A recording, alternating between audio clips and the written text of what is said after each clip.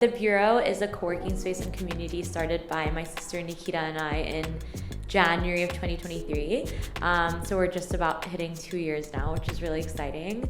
We're essentially a mix of co-working spaces, private offices, event space, meeting room. That's the works. And then there's a huge community aspect of it as well. We're female focused, but not female only. And Nikki can shed light a bit more about what that means as well.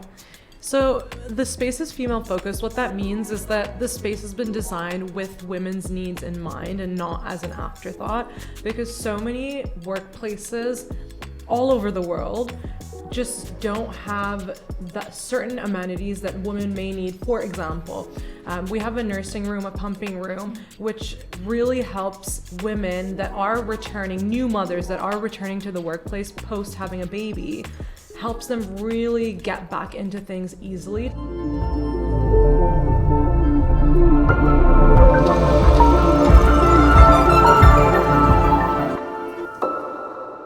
right, well, I'm here with Rhea and Nikita and from the Bureau. So ladies, please tell me a little bit about the Bureau. Absolutely. So the Bureau is a co-working space and community started by my sister Nikita and I in January of 2023.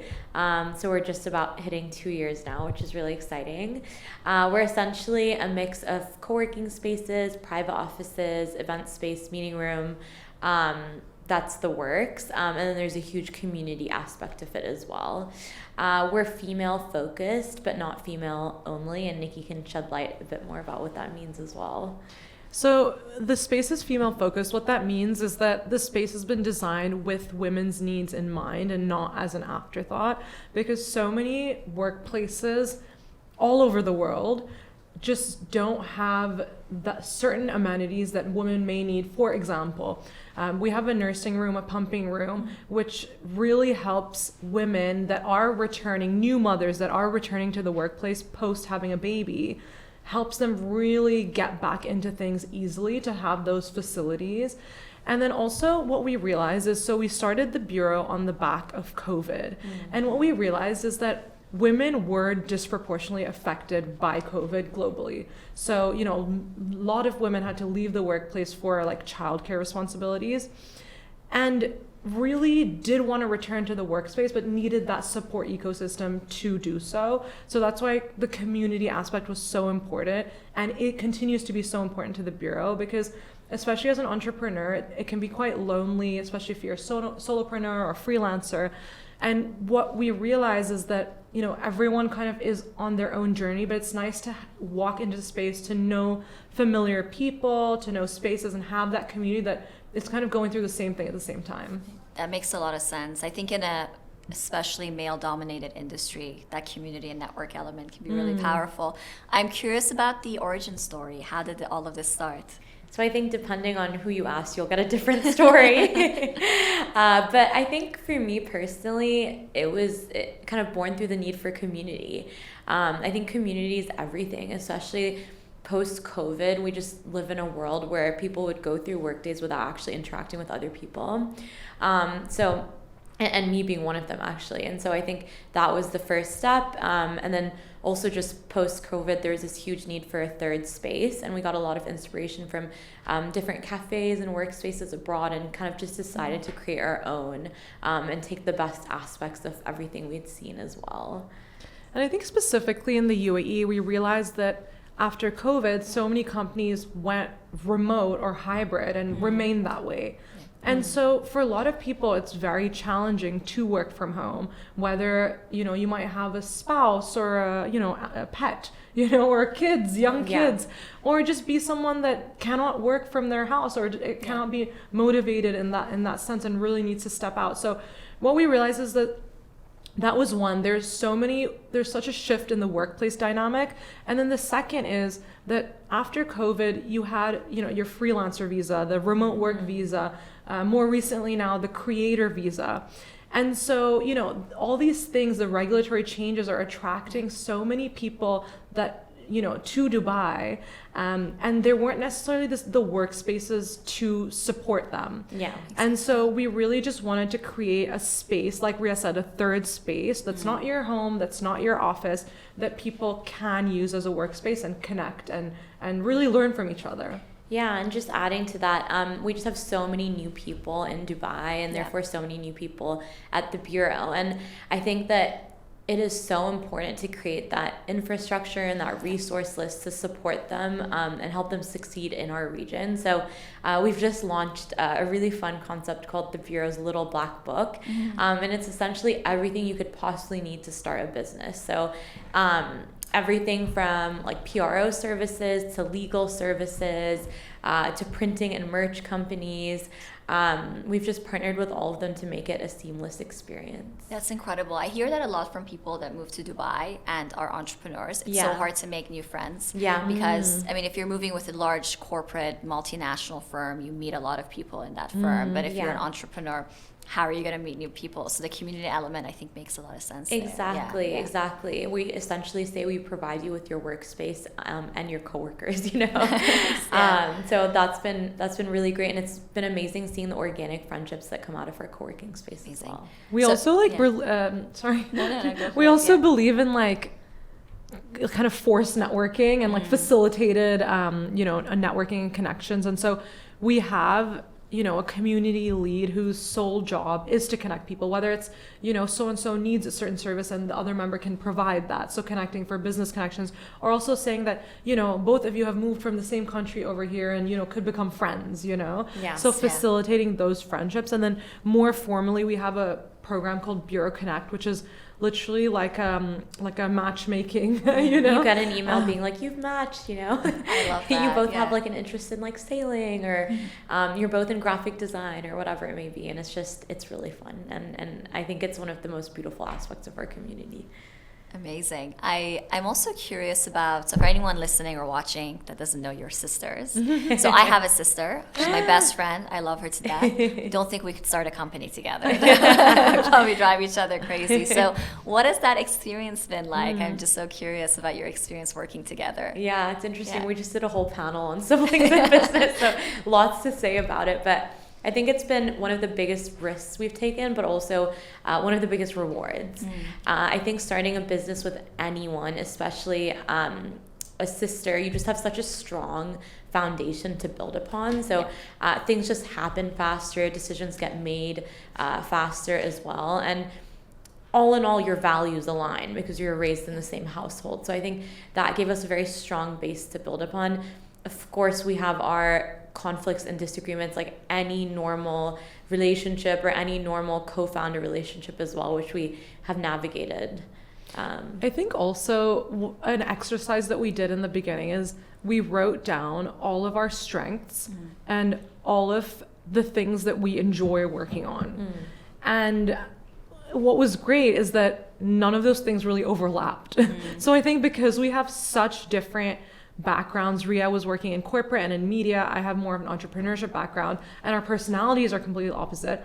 What's amazing is that we really do bring very different things to the table while having the same values, So I think that's really helpful, but I think we just have to constantly remind ourselves that nothing is more powerful than being siblings first, and nothing should get in the way of that. Makes sense. And just to add to that, like, it is an active effort every day, and I think something in the beginning, I would say the first 3 to 6 months were very crucial in establishing that like status quo. And I think we had to do a lot of unlearning of familial relationships. So I'm the little sister, she's the older sister, and there's many things that come along with that, and I think she hadn't really seen me in the corporate world. Nikki had way more experience working in the region. So I think we have learned so much from each other. And honestly, I just feel grateful to experience entrepreneurship with someone else. It's such a rocky journey. And having a partner in that is just, it's amazing. And there's no formality, you just say things as they are. And we try not, because we know each other so well, I think it's easier to not let things take things personally. Makes sense. I would imagine you have to almost partition sometimes and say, 100%. now we're sisters, and then from this time to this time we're co-founders. Exactly. There's different WhatsApp groups. we've kind of made it clear when to talk about work and when not to. And I think amazing. Yeah. it is a decision we make every single day. So amazing. Yeah. And tell me more about the journey from 0 to 1. So you have this idea to create a space. It's a huge undertaking, and it's not an asset-light business, right? You have physical resources. How did you make it happen? I think there's a few things involved. The first, it being a gut feeling, saying that I just feel like this is the right time for a space like this and the right place. Yeah. And on the back of COVID was a perfect time, like we mentioned earlier. And then also being in Dubai, a place that's so dynamic all the time, it constantly teaches you to have that growth mindset. And I think this was really the need of the hour. So first comes the gut feeling. Then we obviously spoke to a lot of people. So really just did everything from informal conversations to even focus groups. We've had so many focus groups speaking to different subsets of people. So whether it's entrepreneurs groups, women's groups, freelancers, different industries, just to understand what is the landscape and what is lacking. Like what are services people need? What are things people don't like about the current spaces that they wish they had, you know? So those focus groups really for us solidified the need and kind of what our offering should be moving forward. And also just validating the concept. And I think it is so interesting, the difference in what you assume people want and need and what they actually want and need, you know? So, and then once you start the business, what they actually use, you know? So makes sense. What they're willing to pay for even. Exactly. So I think also something I really believe in is just talking the idea into existence. Just being like, I'm starting this, talking to as many people as possible. Everyone will add something valuable or introduce you to someone. And just like a big believer in that. And I think that really gave us like momentum and excitement in the project as well. Amazing. I'm sure you have a lot of female businesses and female entrepreneurs in your community. Yes. I'm always appalled by the statistic that only, I think, 2% of venture capital funding goes to women. I'm curious what challenges you've observed them facing in whatever industry or in entrepreneurial journey as women. Yeah. So I think it's such a layered discussion and it's such a layered question, but we see a lot of our members, especially our female members, affected by this. And so we actually have introduced a lot of like different programs to bridge that skill gap and also bridge that access gap. So something we did recently is we partnered with 2022 Female Angels, and we hosted a pitch night where many of our members could like pitch for funding or mentorship or whatever whatever their need of the hour was. And that was just our way of slowly bridging that gap. Yeah. And I also think that more female investors can, as a result, through the funnel, support more female businesses, you know? Absolutely. So getting more female investors and arguably to do that, you do have to build a business to begin with or have, you know, some kind of amassed income. But I think like mentorship is a big thing because even when we were starting the bureau, I felt that there were very few people that we could really talk to apart from peers, you know, about this concept, this idea. And so, especially women, you know? So I would, like, one of the things that Rhea and I always said is eventually, once the bureau is in a stable place, we, as a service to our members, we would love to incorporate a mentorship program. And especially for women and female business owners, because business is never only business as a woman. You wear so many hats, and I think with every stage of life you get more responsibilities, and only another woman and female business owner can understand that. So as an example, like after building the bureau, a year into it, I had a baby, you know? And so even talking to like other like female entrepreneurs, other mothers who run businesses has been so helpful through the bureau. Because you realize that there's so many challenges you face, you know, on a daily basis, and even just for advice, for tips, just talking to someone that has gone through the same thing, even if they don't even have a solution, is so like helpful and like cathartic. And even reverse mentorship is something that I'm really excited about because you get to a certain stage in your business where you're like, you know, I really want to attract a different demographic, or like, how do I make it on TikTok? You know, and I've definitely had those conversations with people that just bring that fresh energy and ideas. So I think not only mentorship, but not mentorship in the conventional sense, but we can just learn so much from women at different stages of life as well. Incredible. And what are some of the biggest challenges you've both had to overcome in this journey? Do you have enough time? There's plenty. The list Yeah, goes I can on. imagine. Yeah. I think that like right off the bat, it was not being married to things that we thought would work, and moving forward. So an example of that is that, you know, through all of our focus groups, everyone told us that we would love if there was a workout space or some kind of like yoga studio in your space, because, you know, as women especially, we have less time, and so efficiency is really important. And so it would be wonderful if after, you know, my work day or before my work day, I could, you know, squeeze in a workout class in the same space. And, you know, we tried workout studio. Rest in peace to our workout space. But, you know, we really tried for 2 years. You know, we tried different operators, we tried different offerings. And it reached a point where we said, you know what, I think we just need to like cut our losses. And we converted and move on and not be too emotionally attached to that space. So a few months ago, we converted it into further offices because we have a wait list for offices. And it's just been like the most effective use of the space. And it's something people wanted, Makes you know? sense. Yeah. But it was a tough decision, you know? I get it. I mean, sometimes people really don't know what they want. And it's just natural. It's human nature. And it's really not until you put them in that position do you and them realize what it is that they need. And people might want something, but not be willing to pay for it. Exactly. Makes sense. Yeah. You know, so just understanding, you know, the product mix and the service mix for us has been a challenge. But I think we've now more than ever, as we go into our new space, you know, we understand now what our customers want. And I think on a personal front, like a challenge has definitely been that this concept of just being on a treadmill and constantly wanting more, you know. Once we started the first bureau, we were like, okay, like we want a second, and then we want this, and we want to achieve that. And I think it's so important to just sit and appreciate how much you've achieved in the last year. Otherwise, like, years can go by and you can just be like, wow, like I've been hungry for so much more, but I haven't reflected on everything I've achieved. So it's a good reminder, I think, from a balance and well-being perspective to just celebrate and appreciate the wins. And I think Nikki gave me this piece of advice very early on, because entrepreneurship is such a like never-ending journey. Take up a hobby that has a distinct start and a distinct end. And I think that's something that's been really helpful for me. And I think Nikki as well. So what's the hobby that has a distinct start and end? So I am a big crafter. So any kind of craft I do. And it's a distinct start and end, and it works for me. Makes and sense, I have an end product. So it's been great. Makes sense. Yeah. And one thing I love learning from other entrepreneurs is their approach to building teams. I think it was Stephen Bartlett that says one of your full-time roles as a founder is recruitment, and also how you build up your team and grow them. And so I'm just curious about any lessons you've learned along the way growing your team.